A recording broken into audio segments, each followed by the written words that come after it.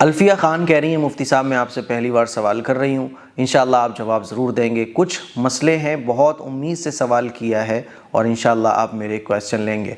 जब आपने उम्मीद से सवाल किया है तो अल्लाह ताला उम्मीदों को तोड़ता नहीं है। नंबर 1, सर पर दुपट्टा ना हो तो वज़ू बन जाता है।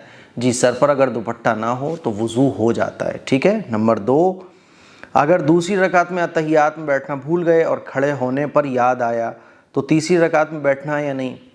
दूसरी रकात में आप खड़े बैठना भूल गई तो आप तीसरी रकात में, अगर 3 रकात पढ़ रही हो तो तीसरी रकात में बैठोगी और सजदे साफ करोगी, और अगर 4 रकात पढ़ रही हो तो फिर तीसरी रकात में नहीं बैठोगी बल्कि आखिरी रकात में सजदे साफ करके नमाज पूरी कर लोगी। नंबर 3, बंदिश वगैरह होती है या नहीं। बंदिश वगैरह कुछ नहीं होती। नफ़े और नुकसान का मालिक अल्लाह है। अल्लाह जिसको नुकसान पहुंचाना चाहे उसको नुकसान से कोई बचा नहीं सकता, और अल्लाह जिसको नफ़ा पहुंचाना चाहे उसको कोई नुकसान नहीं पहुंचा सकता, ठीक है। इसीलिए नफ़े और नुकसान का मालिक कौन है? अल्लाह है।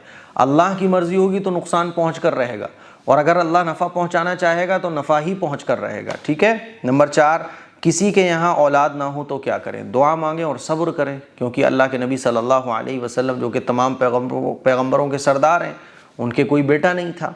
बेटे हुए भी तो बचपन में ही इंतकाल कर गए। कितने पैगंबर ऐसे गुजरे हैं जिनकी कोई औलाद नहीं थी। हज़रत इब्राहीम अलैहिस्सलाम को औलाद कब हुई? जब बुढ़ापा आने को हो गया। उसमें भी अल्लाह ने कुर्बानी करने का हुक्म दिया कि बेटे को कुर्बान करो।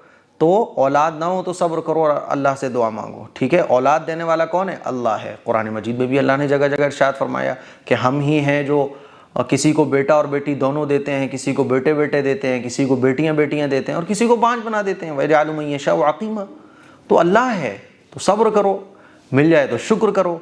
ये दुनिया इम्तिहान की जगह है, यहाँ कुछ दिन रहना है, कुछ दिन के लिए ज़िंदगी मिली है, फिर इसके बाद हमें आखिरत में जाना है। वही हमारे लिए हमेशा हमेशा की ज़िंदगी है। इसको अगर आप हमेशा हमेशा की ज़िंदगी समझकर गुजारोगे तो नुकसान ही नुकसान उठाओगे।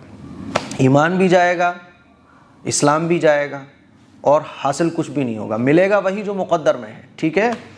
नंबर 5, आपसे ज़रूरी बात करनी हो तो क्या आपसे कॉल पर बात हो सकती है? आपने जिस वीडियो में अपना नंबर दिया था वो वीडियो मिल नहीं रही है। मैंने नंबर दिया था 7417810799, लेकिन ये नंबर ऑफिस में रहता है, बहुत मुश्किल से उठता है। आजकल वो लड़का भी नहीं आ रहा है जो ऑफिस में बैठा करता था, कॉल रिसीव किया करता था। तो आप मेल कर सकते हैं askmqasimi@gmail.com पर, और मेल करो, आप 1-2 बार करो। कोई ज़रूरी बात करनी है इंशाअल्लाह आपसे बात कर ली जाएगी, ठीक है।